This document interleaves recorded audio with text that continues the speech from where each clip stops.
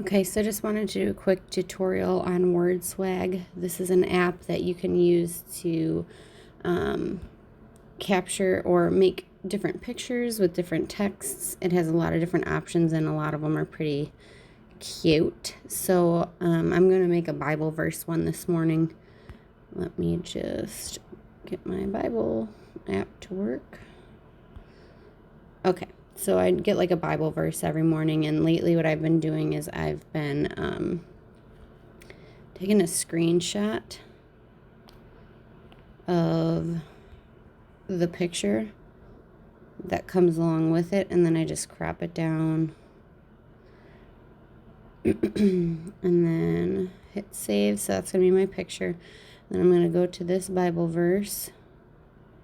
And the other one was a devotion, so that's why, in case you're wondering, I copied it. So you don't have to know how to do this part. I'm just showing you where I'm getting it from. Then I go to WordSwag. It's this top app on the it's this app on the top left. It's, I think, $2.99, like one-time purchase. I would definitely say that it's worth it. I've been using it like pretty much every day for the last 3 years. So you can take a new picture if you hit this camera button on the bottom, or you can make a picture with something that you have. If you tap that bottom one on the right that looks like two Polaroids, click that, and then they have these pre-built backgrounds you can use if you want to do that. You can also search like sparkle, whatever. And then it'll come up with new backgrounds. I use this to create all of my team messages. So like Team Martha or Team Kenzie, they all have their own little cute little backgrounds, and it's just an easy way for me to see that it's a team message. And then it just makes it more personal. So what I did instead of picking one of these is I went to the top right where it says camera roll. I clicked that because I already have these screenshots saved. So I'm going to click on this screenshot. It'll also have, oops, if you click back into there, you can also go where it says recent at the top. You can also go into your gallery and go to all your different albums, however you want to do it, but recent is what's going to come up first. And then you can change it to be different sizes if you want it to be like a Facebook cover photo, and then you can kind of drag it to reposition it. But I just want this to be a Facebook post, so I just click on that, crop, and then it says double tap me to change text. So you double tap it. Then if you hit this X at the top right corner, it'll take everything out of there. And then you can click in there and hit paste, or you can type in, they've got different things like sayings over here that are pre-built in there, but I'm on custom right now. And I don't like the Bible verse to be at the top. I like to be at the bottom, so I'm just going to cut that out real quick. And then hit enter on the bottom right. And then paste. Okay, so you can see I have this auto line breaks is off. What that means is if I were to turn this on, it's going to break it up on different lines the way that it thinks it should. So it'll kind of break it up like that. If I don't want it to look exactly like that, I can turn off auto line breaks off. If I don't do anything, it's going to put this all in one line except for the psalm because I hit enter. So, okay, so it's going to warn me. Now look, you can't even see what that says because it's so small. So that's obviously not what I want to do. So what I would do is I would go to the Lord is my strength. I go to the end of that line and hit enter, or wherever I'd want to break it up. At the end of each line and hit enter. Song. And then I don't want him to be on its own line, so I just put him. Okay.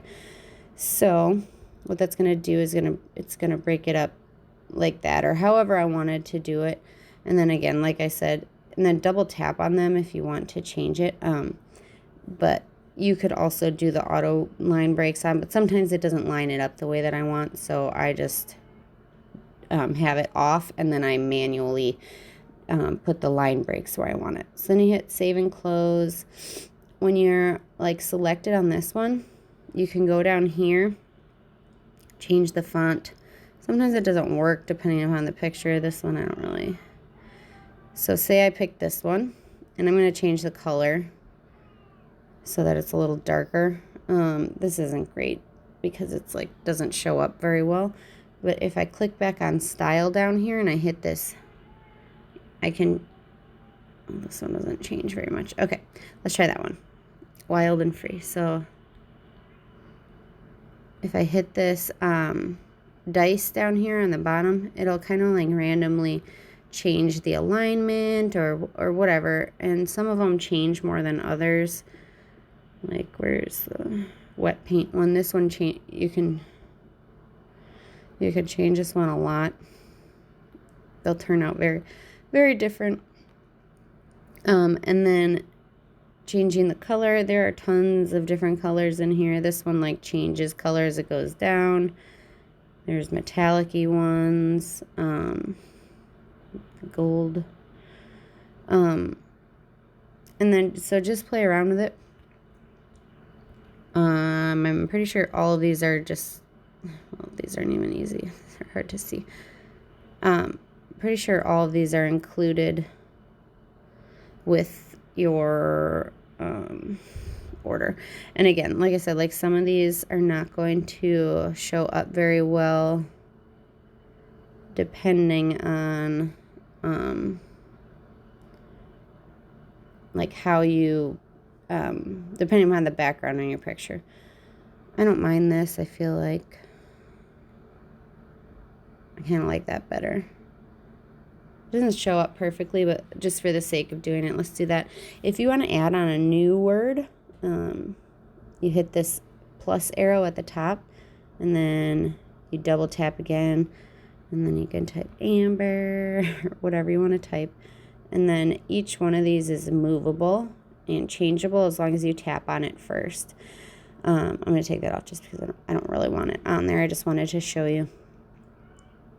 And then again, when you're done, when you've got it how you want it, go top right, go save. It'll take a little bit.